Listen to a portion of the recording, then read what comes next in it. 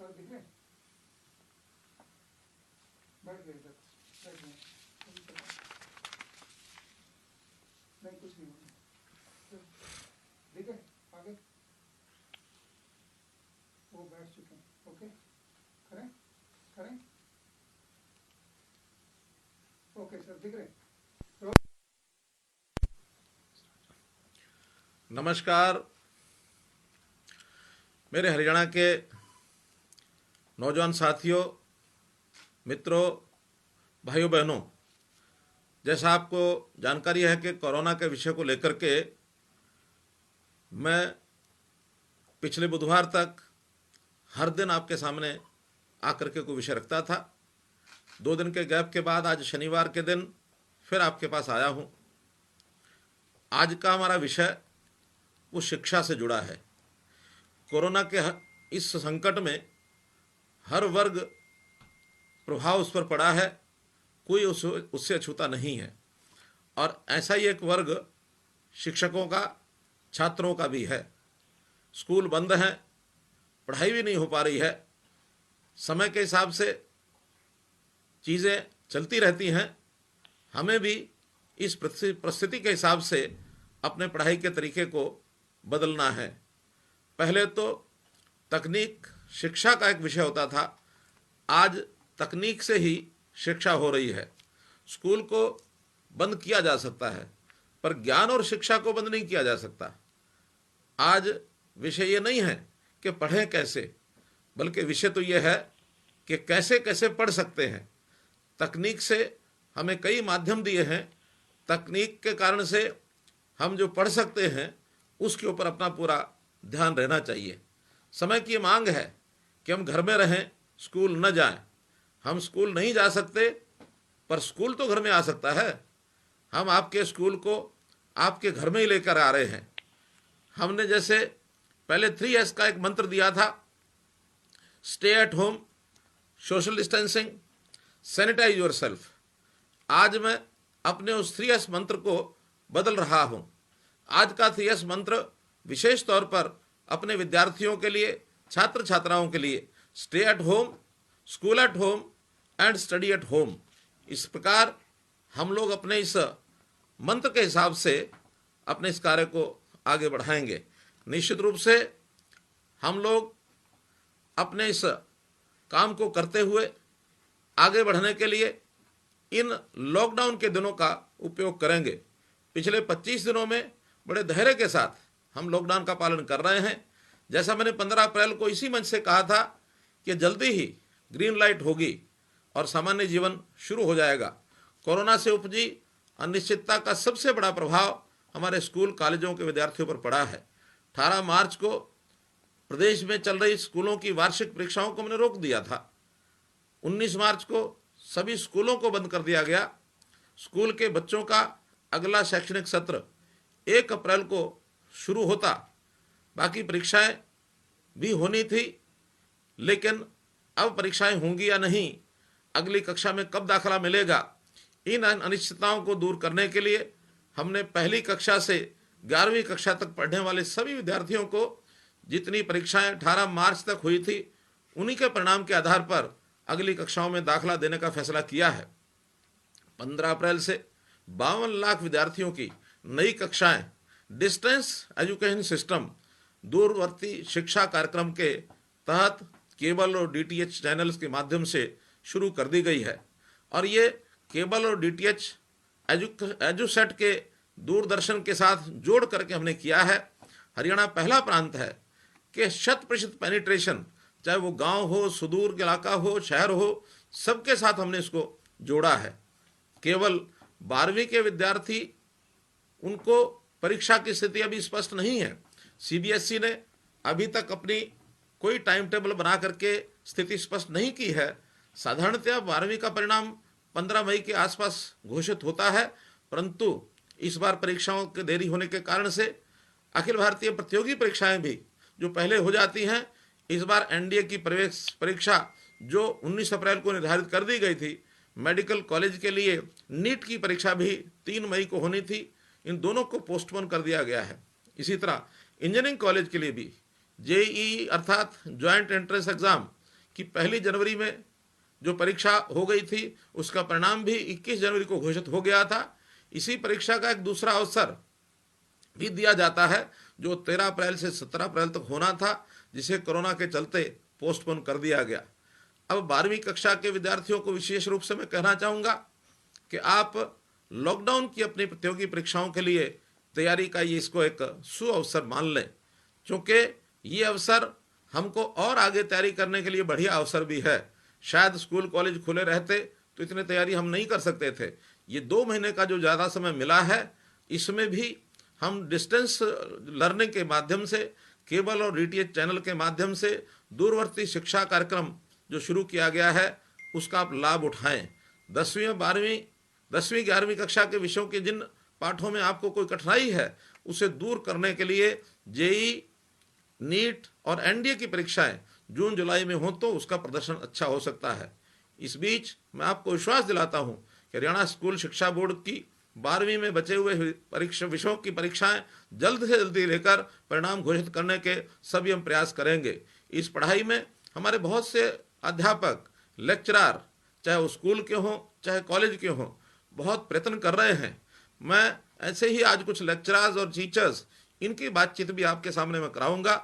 मेरे साथ लाइन के ऊपर अभी जुड़े हैं नूह के कॉलेज से हमारी लेक्चरर नम्रता। तो नम्रता जी लाइन पर जुड़ी हैं। मैं नम्रता जी को निवेदन करूंगा कि इस प्रकार के बच्चों को किस प्रकार से पढ़ाई में अपना आगे बढ़ कर के काम करना चाहिए, एक बार ज़रा बच्चों को बताएंगे कि बच्चों को कैसे पढ़ाया जाए। आप भी अपने प्रयत्न से जो बच्चों को पढ़ा रहे हैं, कृपया आप अपनी ज़बानी एक बार बताइए कि किस प्रकार पढ़ा जा सकता है। नम्रता जी। नमस्कार सर। नमस्कार। हमारे यहाँ पर जो हम प्रयत्न कर रहे हैं बच्चों को पढ़ाने के लिए, उसके अंदर हम टेक्नोलॉजी का यूज कर रहे हैं। उसके अंदर सबसे पहले हम बच्चों से व्हाट्सएप ग्रुप के थ्रू जुड़ रहे हैं, वो भी class wise, BA first, second और थर्ड। उनसे हम ज़्यादा से ज़्यादा बच्चों से जुड़ने की कोशिश कर रहे हैं और जुड़ भी रहे हैं। उसके अलावा इस ग्रुप को हम कैसे यूज कर रहे हैं, उसके अंदर हम बच्चों से सिलेबस जो हमें दिया गया है उसको हम कवर कर रहे हैं पीडीएफ फाइल्स के थ्रू, यूट्यूब लिंक्स के थ्रू, और गवर्नमेंट की तरफ से जो शिक्षा सेतु ऐप है उसका प्रमोशन भी हम कर रहे हैं, वहाँ भी मटेरियल डाल रहे हैं। ज़्यादा से ज़्यादा बच्चों को जो डाउट्स हैं क्लियर करने के लिए उनको डेली असाइनमेंट्स और टेस्ट भी दे रहे हैं, ताकि हम बच्चों से पूछ सकें कि उनको कोई घबराहट तो नहीं हो रही, कहीं वो डाउट में तो नहीं है कि उनकी पढ़ाई अच्छे से होगी या नहीं। नम्रता जी, ये बताएंगे कि आपने क्या क्या नए काम किए हैं इसमें? सर, हमने व्हाट्सएप ग्रुप बनाए हैं, 3 सालों के अलग अलग बनाए, हर सब्जेक्ट वाइज अलग अलग बनाए हैं, ताकि बच्चे अपनी सब टीचरों से जुड़ सकें। जितने भी बच्चों के पास डिजिटल स्मार्टफोन है सर, उनसे हम कनेक्टेड हैं, और जिनके पास नहीं भी हैं उनसे भी हम कॉल करके जुड़े हैं और उनसे उनके डाउट्स भी पूछते हैं और उनको ये भी बताते हैं कि अगर आपके पास स्मार्टफोन नहीं भी है फिर भी आप अपने टीचरों से जुड़े हुए हैं। बहुत बढ़िया, बहुत अच्छा नम्रता जी। आप इस प्रकार से छुट्टियों के इन छुट्टियां क्या, ये जो लॉकडाउन का पीरियड है इसमें समय का उपयोग कैसे किया जाए, बहुत ही एक अच्छे प्रकार से अपने विद्यार्थियों की आप अपने परिश्रम से उनके लिए जो काम कर रहे हैं ये वास्तव में ही बड़ा प्रशंसनीय है। आपका बहुत बहुत धन्यवाद। धन्यवाद सर, धन्यवाद। इसी प्रकार इन दिनों में कुछ और भी कठिनाइयाँ, समस्याएं जो आ रही हैं। शिक्षा विभाग जो मिड डे मील ये बच्चों को अपने विद्यालयों में देता था, अब चूंकि विद्यालय बंद हैं इसलिए मिड डे मील शिक्षा विभाग के अध्यापकों के द्वारा ये भी हमने बंटवाना शुरू किया है। 15 मार्च और 31 मार्च इन दोनों अवसरों के लिए अप्रैल माह का जो सूखा अनाज है घर घर जा करके बच्चों को बांटा गया है। इस समय की जो कुकिंग कॉस्ट है प्रति विद्यार्थी प्रति माह 134 रुपये से लेकर 200 रुपये प्रति माह की दर से ये बच्चों के खाते में जारी कर दिया गया है। इस भोजन के लिए भी बहुत से अध्यापक अपने जो अच्छा काम कर रहे हैं, इन्हीं में एक अध्यापक अपने हैं रमेश कुमार जी, सफ़ीदों से हमारे साथ जुड़े हैं, जेबीटी अध्यापक हैं। किस प्रकार से बच्चों के लिए वो इस अनाज का मिड डे मील की व्यवस्था वो देख रहे हैं। तो रमेश कुमार जी, आप ज़रा दर्शकों को सीधा बताइए कि किस प्रकार से आपको ये प्रेरणा मिली और बच्चों तक ये भोजन पहुंचाने का काम आप कर रहे हैं, क्या इसमें आपको कठिनाई आई है, कैसे उसमें से रास्ता निकाला है? रमेश कुमार जी। नमस्कार सर। नमस्कार सर हमने 265 बच्चे हैं हमारे स्कूल में, उनको घर घर जाके पॉली बैग में पैकिंग करके मिड डे मील वर्करों की सहायता से, एसएमसी मेंबर की सहायता से घर घर जाके बांट दिया सर। और पब्लिक की सोच है कि इस संकट की घड़ी में सरकार हमारे साथ है, हम अकेले नहीं है, कोई भी मुसीबत हो सरकार हमारे हमेशा साथ रहती है। आप ये बताएंगे कि आपने अपने विद्यालय के कितने बच्चों को ये जो घर घर जाकर के अनाज पहुंचाया है? 265 को बांटा सर। 265 को। इसमें सभी अध्यापकों ने आपका सहयोग किया है? हाँ जी, सभी अध्यापकों को ऑपरेशन रहा अपने साथ। तो जनता का रिस्पांस क्या था? उनकी ओर से कोई विषय समर्थन किया गया या विरोध किया गया, कोई नया सुझाव दिया गया?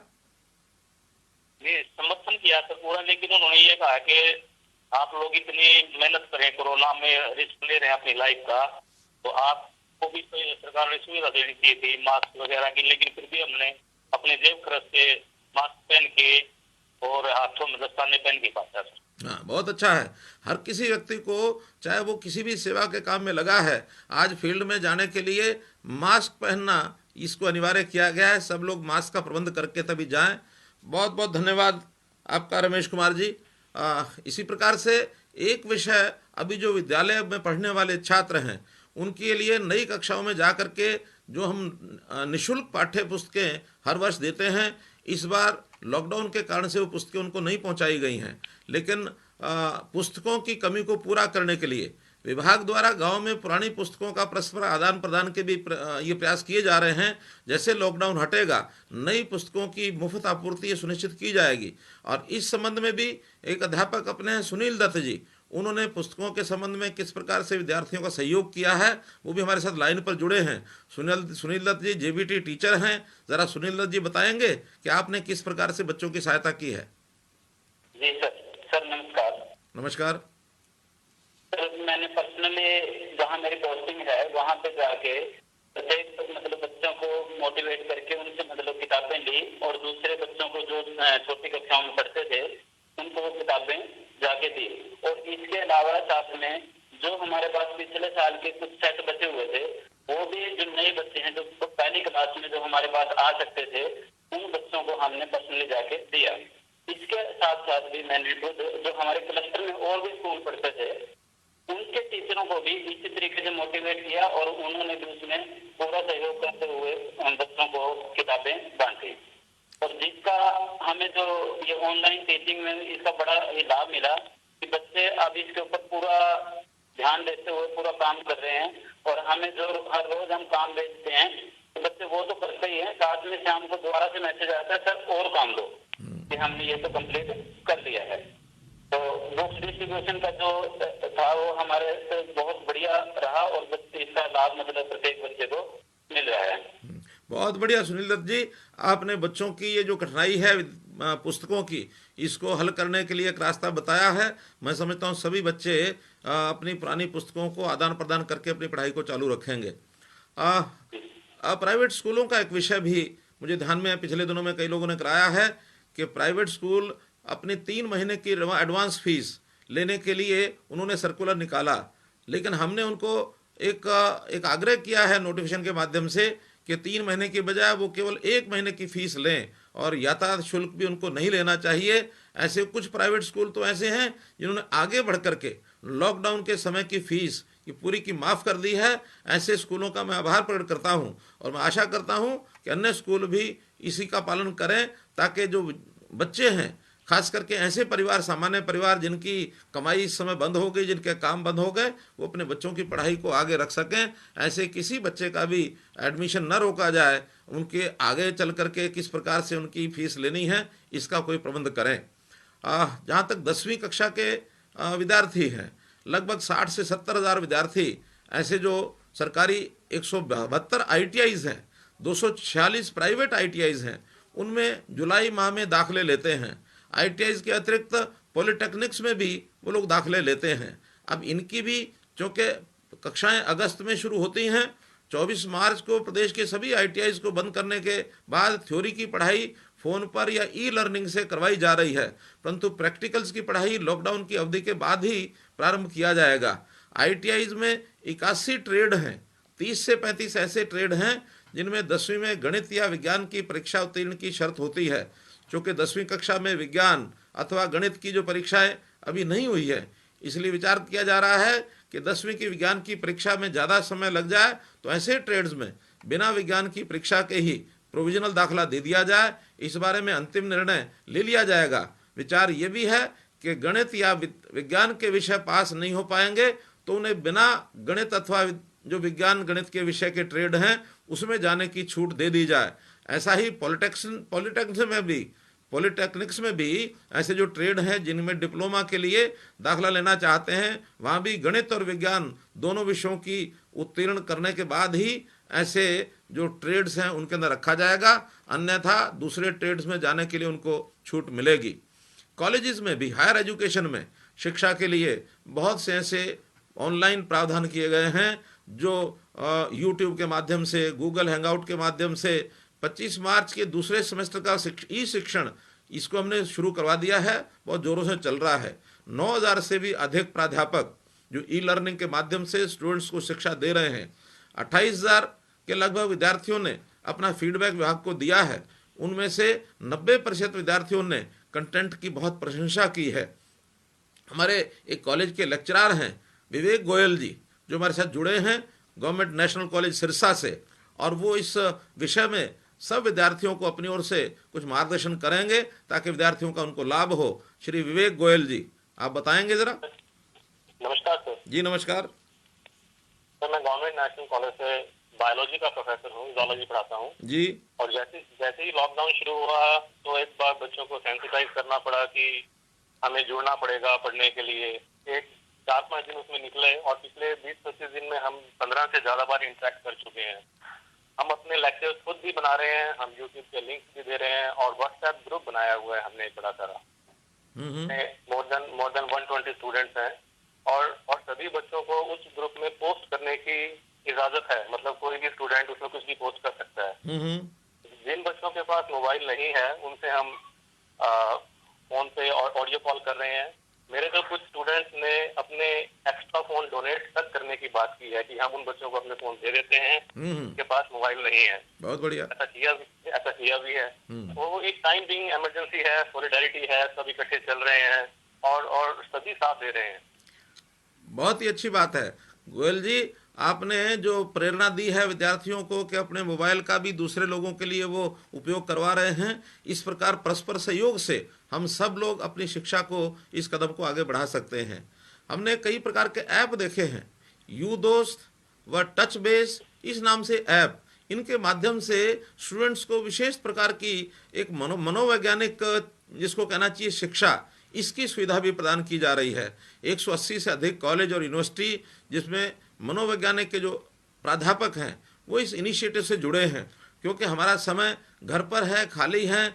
कई बार युवक बहुत खाली रहने से या जिसको कई बार घर की चारदीवारी में रहने से बहुत कठिनाई होती है, मनोविज्ञान की दृष्टि से भी हमें उसके चिकित्सा की भी आवश्यकता होती है, हमें उसकी परामर्श की भी आवश्यकता होती है। तो हम इन यू दोस्त और टच बेस नामक ऐप के माध्यम से इसका भी उपयोग कर सकते हैं। प्रधानमंत्री नरेंद्र मोदी जी ने एक आरोग्य सेतु ऐप, ये हर कोई नौजवान, हर साथी, हर व्यक्ति इसको लोड करे, अपने आप डाउनलोड करे। इस डाउनलोड करने के लिए भी युवकों से मेरा आग्रह है कि कोरोना की चेन को तोड़ने के लिए इस ऐप को डाउनलोड करना चाहिए, ताकि अपने आसपास कोरोना के संक्रमण से बचने का ध्यान हम रख सकें। जब तक 1 लाख से अधिक विद्यार्थी, अब तक 1 लाख से अधिक विद्यार्थी एवं अध्यापकों ने इसे डाउनलोड किया है। आप भी डाउनलोड करें, घर के अन्य सदस्यों को भी इसमें प्रेरित करें। मैं एक विद्यार्थी हैं यमुनानगर से, साहिल कंबोज, उनसे जुड़ा हूं। साहिल कंबोज विद्यार्थी इस संबंध में अपने विचार प्रकट करेंगे कि किस प्रकार से वो इसके साथ जुड़े हैं। साहिल कंबोज। हाँ जी सर। जी साहिल जी। हाँ जी सर। हाँ, क्या आपने ये डाउनलोड किया है Aarogya Setu app? Yes sir. आपने उसमें जुड़ करके कोई उसमें कोई जानकारी मिलती है आपको? हाँ जी सर, नोटिफिकेशन आती है सर। मोटिवेशन आती है, हाँ जी सर। बहुत अच्छा है। आपकी पढ़ाई कैसी चल रही है? सर एकदम ठीक चल रही है सर, गुड चल रही है। आपको टीचर कैसे पढ़ाते हैं? सर हमको टीचर डिजिटल से जुड़े गए हैं सर। डिजिटल से जुड़े हुए हैं? हाँ जी सर। लॉकडाउन का पालन डिजिटल करके? क्लासेस लग रही हैं सर हाँ, हमारी। लॉकडाउन का पालन करते हैं कि नहीं करते हैं? यस सर, करते हैं सर। बहुत अच्छा है। हाँ जी सर। तो एक विद्यार्थी होने के नाते भी आप ये सब चीज़ों का पालन करते हैं, तो बाकी सभी विद्यार्थी जो मेरी बात को सुन रहे हैं या जो बंधु सुन रहे हैं, वो अपने जो भी छात्र साथी हैं, छात्राएं बहनें हैं, परिवार के सब लोग इन सब बातों का ध्यान रखें, ताकि हम लोग आरोग्य सेतु ऐप को भी उसमें जोड़ें, अपने समय का उपयोग भी ठीक करें। जिस परिस्थिति में हम निकल रहे हैं, कोरोना की इस परिस्थिति में, इसमें लॉकडाउन के कारण से बहुत लोगों के व्यवसाय ये समाप्त हो गए हैं। गरीब लोगों की मदद के लिए बहुत से लोग आगे आ रहे हैं। एक विषय मैं अपने नौजवान मित्रों से, हमारे छात्र छात्राओं के सामने भी ज़रूर रखना चाहूँगा। इस कोरोना की लड़ाई में बहुत लोग मदद कर रहे हैं, और मदद करने के लिए जो लोग कमाते हैं वो तो आगे आए ही हैं। मेरा कहना यह है कि केवल उसी समाज के लिए ये विषय नहीं है कि उन्होंने ही आगे आना है, बल्कि हमारा विद्यार्थी जो कल का नागरिक, कल का एक जिसको कहना चाहिए, जिसके कंधे पर देश और समाज की एक जिम्मेवारी आने वाली है, इन्हें भी इस सामाजिक संवेदना को अपने अंदर लाना चाहिए, सामाजिक संवेदना को जगाना चाहिए। हमने इसके लिए हरियाणा कोरोना रिलीफ फंड ये बनाया है। इस रिलीफ फंड में हमारे अध्यापक, प्राध्यापक, शिक्षा विभाग के सभी कर्मचारी, अधिकारी वो तो योगदान कर ही रहे हैं। अभी तक का जितना योगदान हरियाणा में हुआ है, उसमें से 50% से अधिक योगदान, लगभग 38 करोड़ रुपए केवल शिक्षा विभाग का हुआ है। मेरा ऐसा एक संकेत भी है, मेरा मानना है कि हम जो नौजवान साथी हैं, ये भी भले यानी सांकेतिक रूप से इसमें जुड़ें, लेकिन अपनी खर्ची में से यदि हम भी इस सामाजिक संवेदना से जुड़ना चाहते हैं, योगदान करने के लिए कम से कम 5 रुपये हर एक विद्यार्थी यदि इसमें डालता है, तो इससे राशि भले बड़ी ना हो, लेकिन हमारा जुड़ाव इस समस्या के निदान के लिए बनेगा। इसलिए मैं आपसे अपील करता हूं कि हर विद्यार्थी कम से कम 5 रुपये अपने इस कोरोना रिलीफ फंड में योगदान करे, ऐसा मेरा उनसे निवेदन है। मैं अंत में आप सब लोगों से अपील करूंगा कि इस समय का हम भरपूर उपयोग करें, खाली रहें नहीं रहें, जो भी घर के कामों में सहायता करें और अपनी पढ़ाई इसको जारी रखें, अपने आप को तैयारी करें। ये समय, जिस समय का हम उपयोग कर रहे हैं, हमको जो ज्ञान मिल रहा है वो भले किताबों से नहीं मिल रहा है, परिस्थिति और अनुभव ये भी उसके लिए बहुत लाभदायक हमको हो रहा है। आने वाले जीवन में ये हमको बहुत ही मदद करेगा। मित्रों, याद रखिए कि आपके जीवन का महत्वपूर्ण समय है। आप शिक्षित भी हो रहे हैं और समझदार भी हो रहे हैं, इसलिए शिक्षित होना ये हमारे जीवन स्तर को ऊंचा उठाएगा, और जो समझदार होना है ये हमारे जीवन को आगे बढ़ाएगा। इस सारे काम को यदि करेंगे तो निश्चित रूप से आप नई पीढ़ी के रूप में स्वयं भी पालन करिए, परिवार के एवं अन्य साथियों को भी इसका पालन कराइए। हम हरियाणा में सब लोग लगे हैं इस काम के लिए। निश्चित रूप से हरियाणा में कोरोना हारेगा, कोरोना को हरियाणा में हम हराएंगे। हरियाणा से हारेगा, भारत से भागेगा। इस लाइन के साथ मैं अपनी बातचीत को समाप्त करता हूँ। बहुत बहुत धन्यवाद, बहुत बहुत आभार।